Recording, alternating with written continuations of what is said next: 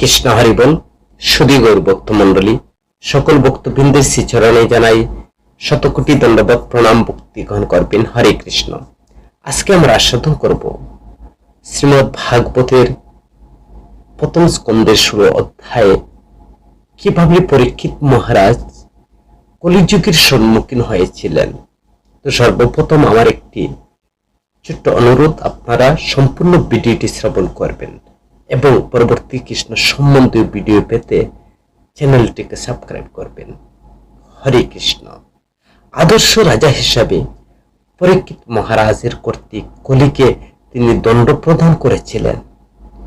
তো সুত গোস্বামী বললেন, হে পণ্ডিত ব্রাহ্মণ, ভাগ্য গণনার পারদর্শী পণ্ডিতেরা মহারাজ পরীক্ষিতের জন্মের সময় তার যে সমস্ত মহৎ গুণাবলীর কথা বলেছিলেন, কালক্রমে তিনি সেই সমস্ত শ্রেষ্ঠ গুণাবলীতে বিভূষিত হয়ে একজন পরম ভাগবত রূপে এবং শ্রেষ্ঠ ব্রাহ্মণদের উপদেশ অনুসারে তিনি পৃথিবী শাসন করতেন।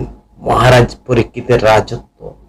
মহারাজ পরীক্ষিতের জন্মের সময় জ্যোতিষী বিদ্যার পারদর্শী ব্রাহ্মণেরা তার কিছু গুণাবলী সম্বন্ধে ভবিষ্যৎবাণী করেছিলেন। পরীক্ষিত মহারাজ কালক্রমে একজন মহান ভগবত ভক্তে পরিণত হবেন বা হয়ে সে সমস্ত গুণাবলীর বিকশিত হবে। মানুষের শ্রেষ্ঠ গুণ কি? মানুষের শ্রেষ্ঠ গুণ হচ্ছে ভগবানের ভক্ত হওয়া, এবং তাহলে অনুশীলনযোগ্য সমস্ত সদ্গুণ যা রয়েছে সেই সদ্গুণাবলী ধীরে ধীরে তার মধ্যে প্রকাশ বা বিকশিত হয়। বিচার আচার ক্ষেত্রে মহারাজ পরীক্ষিত ছিলেন একজন মহান ভাগবত বা উত্তম অধিকারী, একজন শুদ্ধ ভগবত ভক্ত, যিনি কেবল ভগবত তত্ত্ব বিজ্ঞানে পারদর্শী ছিলেন তাই নয়, তিনি তার অপ্রাকৃত উপদেশ বলির দ্বারা অন্যদেরকেও তিনি ভগবত ভক্তে পরিণত করতে পারতেন। নিত্য নতুন আইন তৈরি করে কোনো উদ্দেশ্য সাধনের মতলবে বারবার সেগুলো পরিবর্তন করার জন্য মূর্খ অনির্বাচনীদের দরকার হতো না। মনু, যজ্ঞবল্ক, পরাশর প্রমুখ যে মুক্ত প্রাণ মহর্ষিরা সমস্ত বিধি নিয়মাদির নির্দেশ দিয়ে গেছেন, সেইগুলো সর্বকালের সর্বদেশের উপযোগী। সুতরাং সেই সমস্ত বিধি নিয়মাদি সম্পূর্ণরূপে সুনির্দিষ্ট মান সম্পন্ন এবং অভ্রান্ত। তো এই ধরনের সবাদের মূর্খ ছিলেন না, অথবা মূর্খদের স্বর্গ রচনাকারীদের প্রতিনিধি ছিলেন না। তারা যাবৎ জীবত সুকম জীবত ঋণং কৃত্তা গৃথম প্রিবত, এই প্রকার পরায়ণ মতবাদ প্রচারককারী ছিলেন না। তো মহারাজ পরীক্ষিত বিবাহ এবং পুত্র আদি সম্বন্ধে বলছেন, মহারাজ পরীক্ষিতের উত্তর নিপ্রতির কন্যা ইরাবতীকে বিবাহ করেছিলেন, এবং আর সেই ইরাবতীর গর্ভে জন্মজয় আদি 4টি পুত্র জন্মগ্রহণ করেছিলেন। পরীক্ষিত মহারাজ 3টি অশ্বমেধ যজ্ঞ করেছিলেন। মহারাজ পরীক্ষিত কৃপাচার্যকে গুরুরূপে বরণ করায় গঙ্গার তীরে 3টি অশ্বমেধ যজ্ঞ অনুষ্ঠান তিনি করেছিলেন। আর সেই যজ্ঞে তিনি প্রচুর দক্ষিণা দান করেছিলেন, এবং এই যজ্ঞে সাধারণ মানুষের স্বর্গের দেবতা দর্শন করতে পেরেছিলেন। এবং স্বর্গের দেবতারা সচরাচর সাধারণ মানুষের গোচরীভূত হন না, ঠিক যেমন ভগবান সকলের গোচরীভূত হন না, ঠিক তেমনি ভগবান যেমন তার অহৈতিক কৃপার প্রভাবে পৃথিবীতে অবতরণ করে সাধারণ মানুষকে দৃষ্টিপাতে তিনি প্রকাশিত করেন বা তিনি প্রকাশিত হন, তেমনি স্বর্গের দেবতারা তাদের শ্রেয় কৃপা বসে সাধারণ মানুষের গোচরীভূত হয়েছিলেন।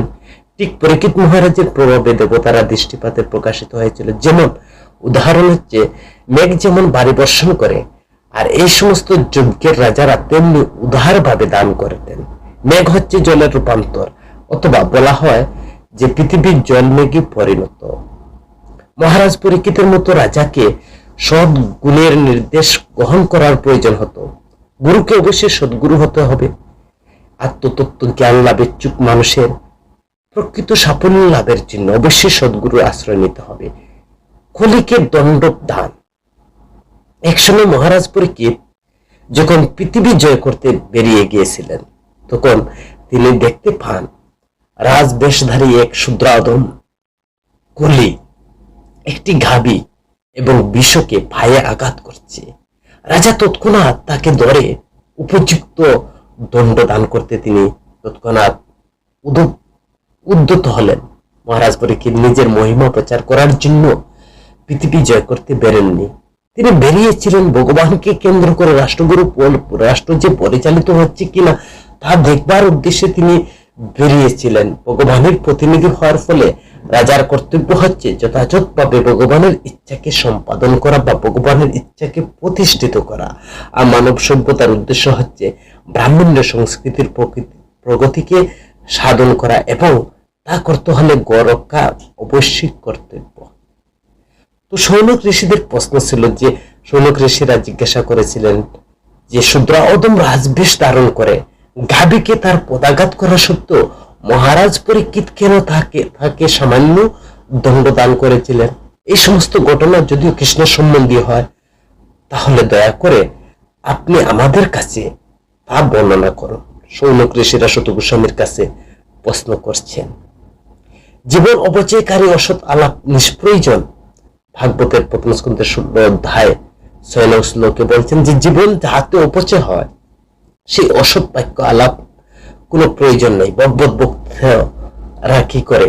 ভগবানের শ্রী পাদপদ্ম মধু লেহনকারী যে সমস্ত বিষয় কেবল মানুষের মূল্যবান জীবনে অপচয় করে, আর সেই সমস্ত বিষয় কি প্রয়োজন? শ্রীকৃষ্ণ বিষয়ক কথা এর গুরুত্ব বলছেন। তখনকার ঋষিরা কল্পনা করতে পারতেন না যে কলিযুগের প্রভাবে শূদ্র অদমেরা দেশ নেতার পদে নির্বাচিত হবে, গো হত্যা করার জন্য কসাইখানা খুলবে।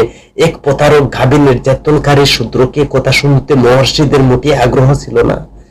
আর সেই ঘটনার সঙ্গে শ্রীকৃষ্ণের বিষয়ে কোনো যোগাযোগ ছিল কিনা তা জানতে চেয়েছিলেন।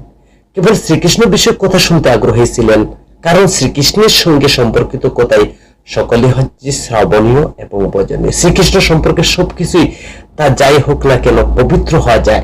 এই জড় জগতের প্রকৃতির 3টি গুণের প্রভাব সবসময় যে রয়েছে সবসময় কুলুষিত করছে, আর শ্রীকৃষ্ণ হচ্ছেন পরম পবিত্রকারী মাধ্যম। আমাদের আয়ু খুব বেশি নয়, কখন সবকিছু ত্যাগ করে পরবর্তী স্তরে যাওয়া আদেশ আসবে সেই সমস্তে বা সেই সম্বন্ধে কোনো আমাদের নিশ্চয়তা নেই। যে কোনো সময় আমাদের মৃত্যুবরণ হতে পারে। তাই শ্রীকৃষ্ণের সম্পর্কবিহীন বিষয় যাতে আমাদের জীবনে একটি মুহূর্ত অপচয় না হয় সেই সম্পর্কে সচেতন থাকা আমাদের কর্তব্য। যে কোনো বিষয় তা সে যতই শুনতে ভালো লাগুক, আর শ্রীকৃষ্ণের সঙ্গে সম্পর্কিত না হলে তা শ্রবণের যোগ্য নয়। যারা জড়দেহের পরিবর্তন না করে মৃত্যু জীবন লাভ করতে চায় তাদের ভগবান শ্রীকৃষ্ণের তার ভক্তদের কথা ছাড়া আর অন্য কোনো বিষয়ে তারা এক মুহূর্ত সময় নষ্ট না করে। মৃত্যুকালের কবল থেকে মুক্ত হতে যমরাজকে আহ্বান করতেন। এই সুত গোস্বামী, কিছু মানুষ অবশ্যম্বী মৃত্যুর কবল থেকে মুক্ত হয়ে নিত্য জীবন লাভের প্রয়াস করেন। তারা মৃত্যুর নিয়ন্ত্রণ যমরাজকে আহ্বান করেন, ওয়েলকাম জানান, মৃত্যু করাল গ্রাস থেকে রক্ষা পান তারা। যমরাজের এই নিষ্ঠুর সংহার পন্থা তখন কেবল রোধ করা যায় যখন ভগবানের দিব্য নাম শ্রবণ কীর্তন করার জন্য তাকে আহ্বান করা হয়। যম ভগবানের মহান ভক্ত, কিন্তু যমকে আমরা অনেকে মনে করি, কিন্তু যম একজন ভগবানের মহান ভক্ত। ভগবানের প্রেম সেবায় সর্বদাই যম মহারাজ তিনি যুক্ত রয়েছেন। ভগবত ভক্তি চর্চার সতত নিয়োজিত শুদ্ধ ভক্তরাই যখন তাকে কীর্তন এবং যজ্ঞে যোগদান করার জন্য আমন্ত্রণ জানান, তখন তিনি যমরাজ অত্যন্ত প্রীত হন এবং তিনি অত্যন্ত প্রসন্ন হন। হরিভক্ত দেখলে তিনিও আলিঙ্গন করতে চান। হরিকথা, হরির লীলা শ্রবণ যমরাজের কবল থেকে একমাত্র মুক্তির উপায়। ভাগবতের প্রথম স্কন্ধের 16 অধ্যায় 8 নং শ্লোকে সেখানে বর্ণনা করছেন মৃত্যুর কারণ স্বরূপ যমরাজ যতক্ষণ এখানে উপস্থিত থাকবেন ততক্ষণ কারণ মৃত্যু হবে না। ভগবত কথার মধ্যে ভগবানের প্রতিনিধি মৃত্যুর নিয়ন্ত্রণ যমরাজকে মহর্ষিরা সেখানে আমন্ত্রণ জানিয়েছেন, ইনভাইট করেছিলেন, যারা তার কবলিত তার কর্তব্য পরমেশ্বর ভগবানের অমৃতময় লীলা বাণী সহ বা সমূহ বর্ণনা করার সুযোগ গ্রহণ করা। মৃত্যুর হাত থেকে উদ্ধার পাওয়ার সবচেয়ে সরল এবং নিশ্চিত পন্থা হচ্ছে শ্রীমদ্ ভাগবত সুসংবদ্ধভাবে বর্ণিত ভগবানের যে অমৃতময় লীলাসমূহ সদা সর্বদা শ্রবণীয়। মন্দ বুদ্ধি মন্দ আয়ু বিশিষ্ট মানুষের রাত্রি দিন অপচয়, স্বল্প বুদ্ধি স্বল্প আয়ু বিশিষ্ট অলস মানুষেরা নিদ্রার দ্বারা তাদের রাত্রি অতিবাহিত করে, অর্থহীন কার্যকলাপ দিন অতিবাহিত করে। জড়া প্রকৃতির তার কঠোর নিয়মের জীবকে নানা প্রকার দুঃখ দুর্দশার দণ্ড দান করার সময় প্রকৃতির বিশেষ অবদান স্বরূপ এই মনুষ্য শরীরটি দিয়ে থাকেন জীবনের সর্বশ্রেষ্ঠ আশীর্বাদ অর্জনের জন্য, জন্ম মৃত্যুর বন্ধন থেকে মুক্ত হওয়ার জন্য। এটি হচ্ছে সুবর্ণ সুযোগ। যারা বুদ্ধিমান তারা বন্ধন থেকে মুক্ত হওয়ার জন্য কঠোর পরিশ্রম করেন এবং গুরুত্ব সহকারে উপহারের যথাযথ সদ্ব্যবহার করেন। সুত গোস্বামীর কর্তৃক পরীক্ষিত মহারাজের যে দিগ্বিজয় বর্ণনা করেছিলেন, কলির লক্ষণাদি অনুপ্রবেশ সম্পর্কে শ্রবণ করে পরীক্ষিত মহারাজ সামরিক প্রস্তুতি নিয়েছিলেন। সুত গোস্বামী বললেন, মহারাজ পরীক্ষিত যখন কুরু সাম্রাজ্যের রাজধানীতে অবস্থান করেছিলেন তখন কলিযুগের লক্ষণাদি তার রাজ্যে অনুপ্রবেশ করতে শুরু করে। সেই সংবাদে তিনি যখন দেখতে পান তখন তার কাছে মোটি প্রীতিফল বলে মনে হয়নি। অবশ্যই তার ফলে তিনি সংগ্রাম করার একটি সুযোগ পেয়েছিলেন। তিনি তখন তার দনু পান তুলে নিয়ে সাময়িক কার্যকলাপের প্রবৃত্তি হওয়ার জন্য প্রস্তুত নিয়েছিলেন। তিনি কলিকে নিধন করার প্রয়াস করেছিলেন। কলিযুগের লক্ষণগুলো কি কি? সেগুলো হচ্ছে, তিনি বলছেন, অবৈধ স্ত্রীর সঙ্গ, আমিষ আহার, মাদক দ্রব্য নেশা, দ্রুত ক্রিয়া। কলির আক্ষরিক অর্থ হচ্ছে কলহ। উপরোক্ত চারটি লক্ষণ মানব সমাজের সমস্ত কলহের মূল কারণ। কলিযুগের এই কলির এই সমস্ত লক্ষণগুলো অবধারিত বলে যদি কেউ যুক্তি দেয় তবে তা হবে অসঙ্গত। বর্ষাকালে বর্ষা অবশ্যম্বী, কিন্তু তবুও মানুষ সেই বৃষ্টি থেকে নিজেদের রক্ষা করার ব্যবস্থা করে ঠিকই। কলিযুগের উল্লেখিত লক্ষণগুলো সমাজ ব্যবস্থার প্রবেশ করবে, কিন্তু তা সত্ত্বেও রাষ্ট্রনেতার কর্তব্য কলির সেই প্রভাব থেকে নাগরিককে রক্ষা করা।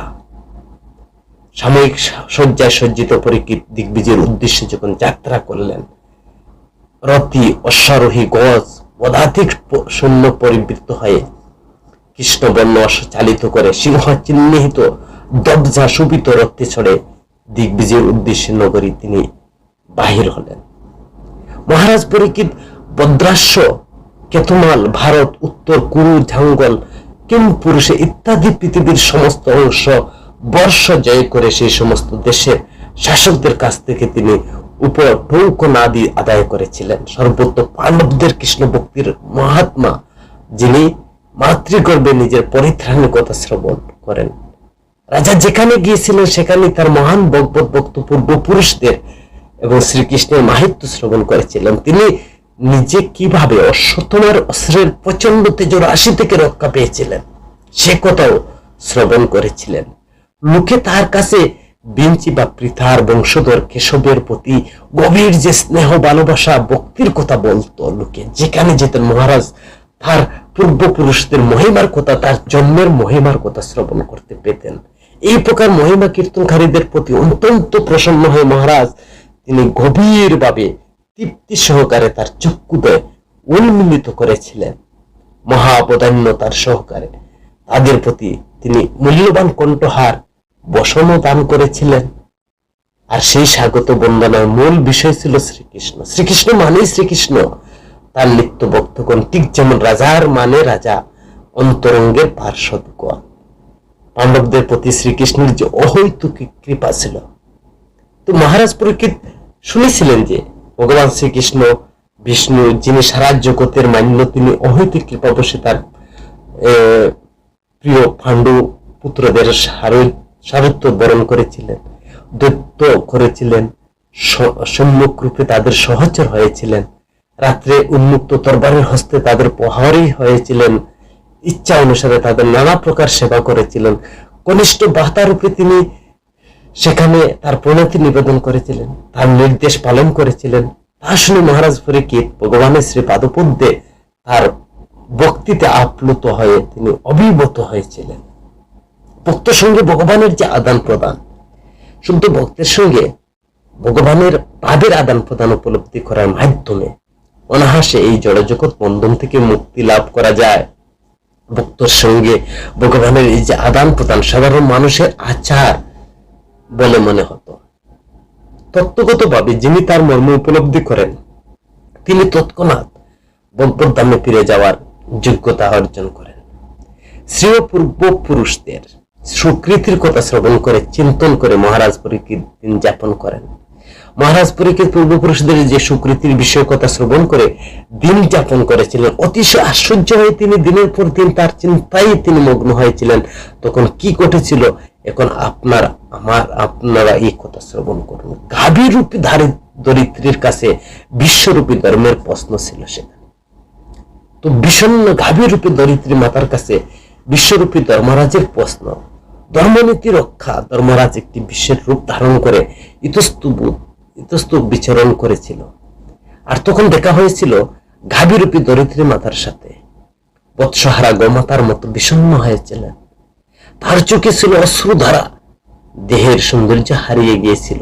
তাই ধর্মরাজ তার দারিদ্রী মাতাকে প্রশ্ন করেছিল গো রক্ষা নীতির কথা, যে সবচেয়ে রকমের সংস্কৃতি কার্যকলাপে সর্ব উত্তম সার্থকতা অর্জন করতে গেলে শুধু ব্রাহ্মণ্য সংস্কৃতির প্রসারের মাধ্যমে সমগ্র মানব সমাজে কল্যাণার্থে বিশ্ব আর গাভীকে রক্ষা করতে পারা যায়।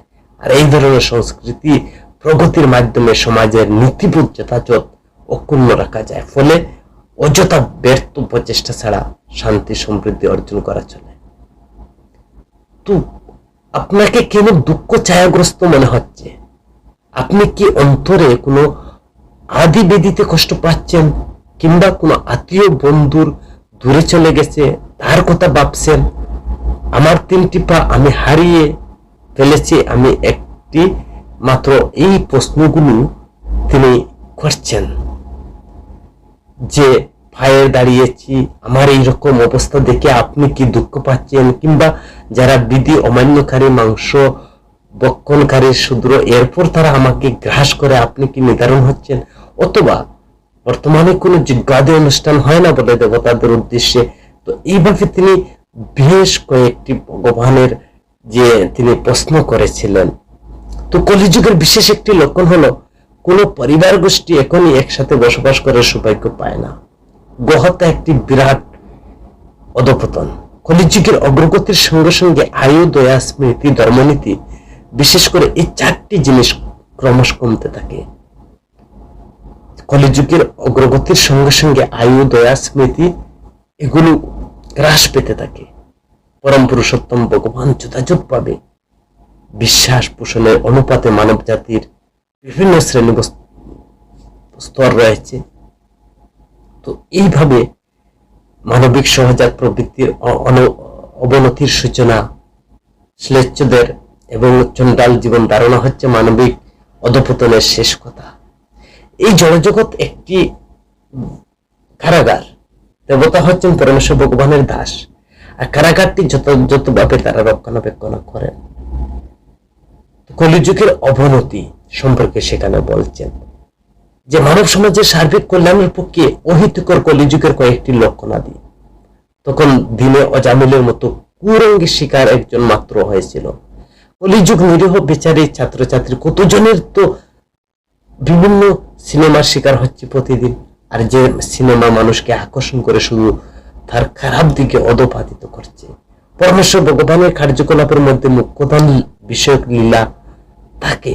নির্মহান মুখ্য বিষয় কার্যকলাপের চেয়ে অনন্য লীলা থেকে বেশি আনন্দ সাধন করা যায়।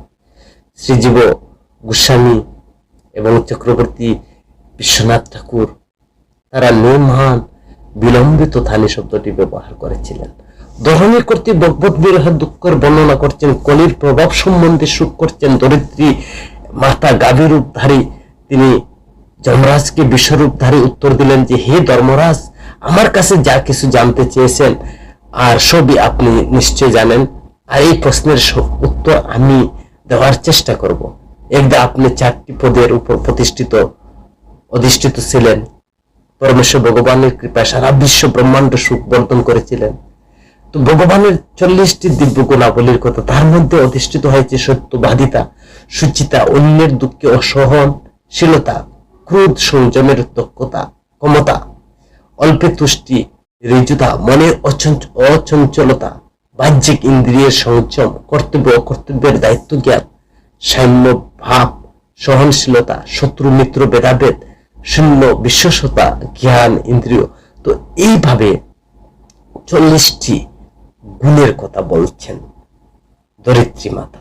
তো বিশ্বকে নিত্যতা অন্যান্য অনেক অপ্রাকৃত গুণ বিশিষ্ট, যা নিত্য বিরাজমান, আর যেগুলো কখনো তার থেকে বিচ্ছিন্ন করা যায় না।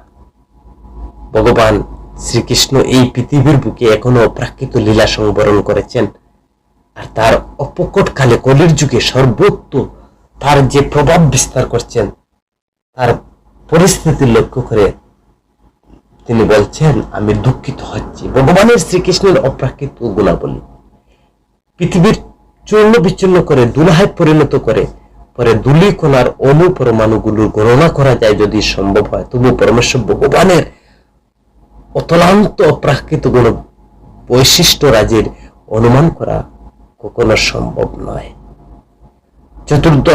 চতুর্দশতম গুণ বিশিষ্ট যে জ্ঞান, তাকে পঞ্চবিধ উপবিভাগে বিভক্ত করা হয়েছে। বুদ্ধিমত্তা, কৃতজ্ঞতা, দেশকাল পাত্র ভেদে পরিস্থিতি বিচার, বিচক্ষণতা। এই জড় জগৎ মহৎ থেকে প্রকাশিত, কারণ সমুদ্রে সাহিত্য যুগ নিদ্রায় নিদ্রিত ভগবানের যে স্বপ্ন সদৃশ, কিন্তু তার সত্ত্বেও সমগ্র সৃষ্টি বাস্তব প্রতিবাদ হয়। ভগবানের বাস্তবতার অভিব্যক্তি সবকিছুই অপ্রাকৃত নিয়ন্ত্রণ অধীন যখন সেখানে তিনি প্রকাশিত হন। ধরিত্রী মাতার উত্তরের সার হচ্ছে যে তিনি উত্তর প্রদান করেছেন, হে দেবশ্রেষ্ঠ, তোমার আমার নিজের সকল দেবতা, ঋষি, পিতৃলোকবাসী, বর্জন, মানব সমাজের বর্ণ আশ্রম প্রথার অনুসারে সকলেই অবস্থা বিবেচনা করে আমি সুখ করছি। কলিযুগের বিস্তর কালসর্পের প্রথম আক্রমণটি প্রবর্তিত বর্ণাশ্রম ধর্মকে ধ্বংস করার মাধ্যমে, ফলে যথাযথভাবে ব্রহ্মঞ্চিত গুণ মানুষেরা শূদ্র নামে অভিহিত হচ্ছে। শূদ্রচিত যোগ্যতা সম্পন্ন মানুষ ব্রাহ্মণ বলে স্বীকৃতি লাভ করছে। এইসব ঘটেছে মিথ্যা জন্মগত অধিকারে। বোধ হয় আমার গর্ব করার জন্য ভগবান আমাকে ত্যাগ করেছেন। ব্রহ্মা প্রমুখ দেবতারা ভগবানের শরণাগত হওয়ার সত্ত্বেও যে লক্ষ্মী দেবী কিঞ্চিত করুণা কটাক্ষ লাভের আশায় বহুকাল তপস্যা করেছিলেন, আর সেই লক্ষ্মী দেবীর নিবাস স্থল পদ্মবন পরিত্যাগ করে অত্যন্ত অনুরাগ সহকারে যে শ্রীকৃষ্ণের নির্মল চরণ কোমলের সৌন্দর্য নিরন্তর সেবা করেছিলেন, আর সেই ভগবান শ্রীকৃষ্ণের দব্জ প্রজ অঙ্কুর পদ্ম আদি চিহ্নের যে শ্রীচরণ দ্বারা আমি সম্মুখ রূপে অলঙ্কৃত হয়েছিলাম। তাই ত্রিলোক সমস্ত সৌন্দর্য আমার সৌন্দর্যের কাছে পরাজিত হয়েছে, কেননা আমি তখন ভগবানের কাছ থেকে বিভূতি লাভ করেছিলাম। এরপর সেই বিভূতি নাশের সময় উপস্থিত হলো, তখন আমার বড় গর্ব হলো, বোধ হলো, আর সেই গর্ব খর্ব করার জন্য ভগবান আমাকে ত্যাগ করে চলে গেছেন। শ্রী লক্ষ্মী দেবীর কাছে ভগবানের শ্রীকৃষ্ণের যে চিত্রাকর্ষক, কিভাবে ভগবানকে ধরে রাখা যায়? কেউ প্রশ্ন করতে পারে, ভগবান যখন পৃথিবী তার উদ্দেশ্য সাধন করে তারপর স্বীয় ধামে ফিরে যান, তখন কি করে তাকে ধরে রাখা যায়? তার উত্তর হচ্ছে, ভগবানকে ধরে রাখার কোনো কারণ নেই। ভগবান সর্বত্র বিরাজমান। সত্যি আমরা যদি চাই, তাহলে তিনি আমাদের সঙ্গে উপস্থিত থাকতে পারেন। কিসের মাধ্যমে? শ্রবণ, কীর্তন, স্মরণ ইত্যাদি ভক্তি সেবার দ্বারা। ভক্তি সম্পাদিত হলে ভগবান সর্বদা আমাদের সঙ্গে থাকবেন। এই জগতে এমন কিছু নেই যার সঙ্গে যুক্ত নন। কিভাবে তার সঙ্গে যুক্ত বা যুগ স্থাপন করা যায়? অপরাধ শূন্য সেবার মাধ্যমে তার সঙ্গে যুক্ত হওয়া যায়, আর সেই সম্বন্ধে আমাদের অবশ্যই শিক্ষা গ্রহণ করা প্রয়োজন। ভগবানের দিব্য নাম সম্মিলিত শব্দ ব্রহ্মের যে মাধ্যমে তার সঙ্গে যুক্ত হতে পারে। ভগবান আমাদের উভয়কে রক্ষা করেন। হে মূর্তিমান ধর্ম, আমি যখন অসুর ধ্বংসকারী অসুর বংশীয় রাজাদের শত শত অক্ষুণ্ণ রূপ গুরুবারে আক্রান্ত হয়েছিলাম, তখন ভগবান সেই অসুর সংহার করে আমার গুরুভার হরণ করেছিলেন। আর সেই তুমি দুর্দশা অবস্থায় যখন পত্রবিহীন হয়ে দাঁড়াবার ক্ষমতা হয়েছিল, তখন তোমাকে সুস্থ করার জন্য অন্তরঙ্গ শক্তির প্রভাবে যদুকুলে জন্মগ্রহণ করে পরম রমণীর শরীর ধারণ করেছিল। ভগবানের বিরহ কে সহ্য করতে পারে? যিনি প্রেম পূর্ণ বিখল পাবে রুচির হাস্য মধুর সম্ভাষণ করে সত্যবামা প্রভৃতি মধুমানিনী কামিনীগণ ধৈর্য মান হারাতেন, যারা চরণ চিহ্নের অলঙ্কৃত হয়ে চরণের স্পর্শ অনুভব করে তিনি অঙ্গ পুলকিত হতো। পুরুষোত্তমের বিরহ কে সহ্য করতে পারে? পুলকিত মহারাজের আগমন, পৃথিবী ধর্ম যখন পরস্পরের এই আলোচনা হচ্ছিল, তখন পরীক্ষিত নামক রাজস্বী পূর্ব দিক বাহিনী সরস্বতী নদীর তীরে উপস্থিত হয়ে ভগবানের প্রকট খালে মনোরম পৃথিবী। হরে কৃষ্ণ।